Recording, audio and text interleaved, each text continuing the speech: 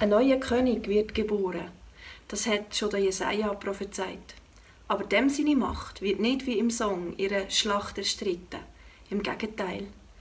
Alle dröhnenden, marschierenden Stiefel und blutgetränkten Mäntel werden verbrannt. Denn uns wurde ein Kind geboren. Auf seinen Schultern ruht die Herrschaft. Er heißt starker Gott, ewiger Vater, Friedensfürst. Wir von Metal Church wünschen euch allen zusammen von Herzen eine gesegnete und friedliche Weihnachtszeit.